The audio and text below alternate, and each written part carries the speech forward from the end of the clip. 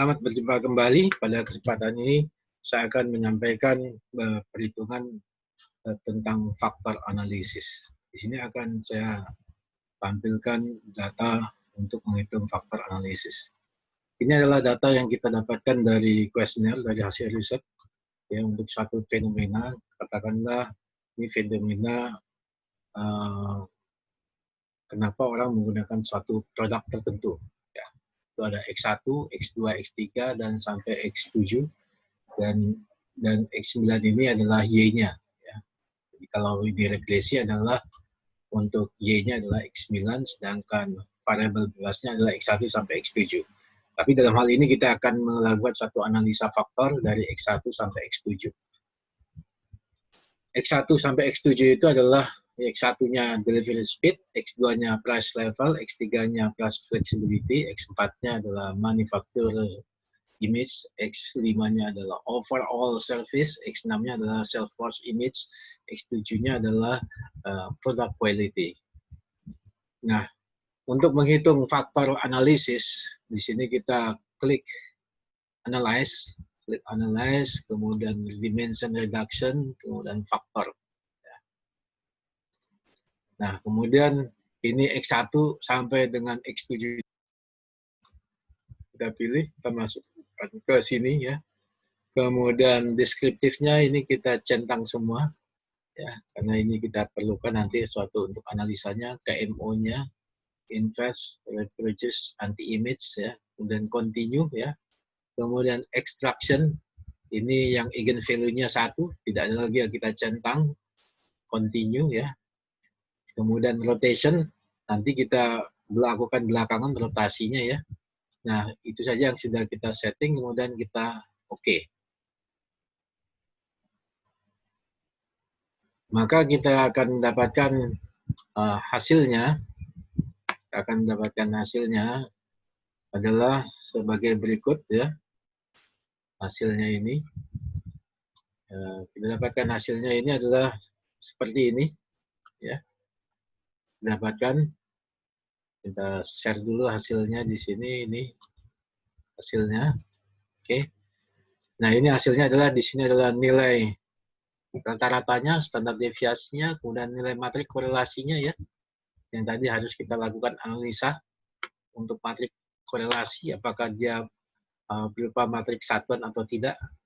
Kemudian inverse correlation matrik, kemudian Butler test. Nah, kita lihat di sini KMO-nya masih di bawah 0,5. Berarti masih ada satu variabel atau beberapa variabel yang, atau satu faktor atau beberapa faktor yang tidak cukup kuat untuk faktor analisis. Oleh karena itu kita lihat di matrik anti-image correlation. Ini anti-image correlation, kita lihat nilai diagonalnya anti-image correlation, nilai diagonalnya yang paling kecil ini adalah overall service. Nah, untuk sampai sini karena ini tidak cukup kuat untuk matrik untuk faktor analisis, maka overall service ini harus kita keluarkan ya, kita keluarkan dari perhitungan. Berarti kita harus menghitung ulang. Untuk menghitung ulang kita kembali lagi di sini ke analyze ya. Analyze, kemudian dimension reduction, kemudian faktor ya. Kemudian overall service ini kita klik ya, kita keluarkan di sini. Sudah kita keluarkan, kemudian kita run lagi ya. Oke, sudah kita run ini, kita lihat lagi di sini. Kita lihat di sini nilainya. Nilai dari KMO-nya sudah naik. Ya, berarti sudah cukup bahwasannya matrik korelasi itu bukan matrik satuan. Ya. Kita bisa lihat nilai Butler test of specificity-nya lebih kecil dari 0,25. Artinya matrik korelasinya bukan merupakan matrik satuan. Jadi kita tidak perlu melakukan analisa matrik satuan yang 20%, yang 50%, dari setengahnya itu adalah bernilai di atas 0,3 ya. Jadi, cukup kita melihat nilai KMO-nya dan nilai Butler test of specificity dari nilai signifikansinya. Nah, kemudian setelah kita lihat ini, kita bisa cek di anti-image correlation. Ini nilainya itu tidak ada lagi nilai yang kecil. Artinya yang di bawah 0,5 atau di bawah 0,3 itu sudah sudah tidak ada lagi. Artinya di sini variabelnya atau faktornya sudah cukup untuk dilakukan faktor analisis. Nah, di sini kita lihat total variant explain, ya. Di sini kita lihat nilai eigenvalue-nya yang lebih besar dari 1, ada 2, berarti ada 2 komponen, ya. 2 komponen artinya variabel tadi, ya, setelah dikeluarkan yang X5 tadi, itu dikelompokkan dalam 2 komponen 1, komponen 2. Komponen 1 itu mempunyai nilai varians 41,89%, komponen 2 itu mempunyai variasinya sekitar 28%. Ya, totalnya adalah 70%, dia sudah lebih besar dari 60%, maka hasil dari faktor analisis ini adalah memuaskan. Matrik komponennya yang kita dapatkan seperti ini. Ya, di sini masih karena datanya yang kita gunakan 100, maka nilai ambangnya dari nilai faktor loadingnya adalah 0,55. Di sini masih belum jelas apakah delivery speed itu masuk di komponen 1 atau komponen 2, ya. Di sini price level masuk di komponen 1, ya. Kemudian price flexibility masuk di komponen 1, ya. Ini sudah lebih besar dari 0,55. Manufacture image ini masih masuk di komponen 2. Kemudian sell force image masuk di komponen 2. Product quality masuk di komponen 2. Akan tetapi di sini masih belum jelas, oleh karena itu hasil dari hitungan ini harus kita lakukan rotasi supaya terjadi perbedaan yang sangat signifikan, perbedaan yang sangat jelas dalam nilai faktor loadingnya. Untuk menghitung ulang lagi, nah kita kembali analyze, kemudian dimension reduction, kemudian faktor, ya. Di sini kita hanya menambahkan klik lagi extraction.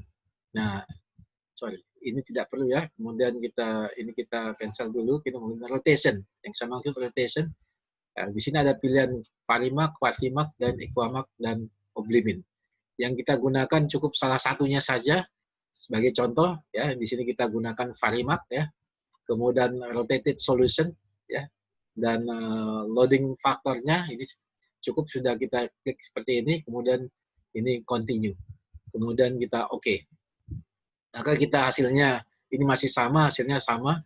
Yang berbeda adalah hanya di hasil yang sesudah komponen matrik, ya. Di sini ada matrik rotation, komponen matrik rotation, ya, yang ini. Jadi hasil yang terakhir ini adalah rotated komponen matriknya. Di sini sudah terlihat delivery speed itu lebih condong ke komponen 1, kemudian price level ke komponen 1, kemudian price flexibility ke komponen 1, karena nilainya sudah lebih besar daripada 0,55. Kalau kita lihat pada tabel yang dalam teori, ya. Kemudian ini manufacture image dan sell force image ini pada komponen 2. Sehingga untuk komponen 1 itu terkelompok adalah 1, 2, 3, dan 4. Ada 4 variabel. Sedang pada komponen 2 itu ada 2 variabel, yaitu manufacture image dan sell force image, ya.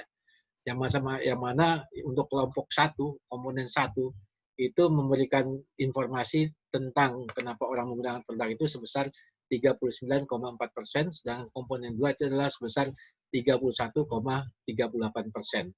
Nah, demikianlah cara kita menghitung faktor analisis dengan menggunakan multivariat yang ada di dalam SPSS. Sekian penjelasan dari saya. Semoga penjelasan ini bermanfaat. Terima kasih.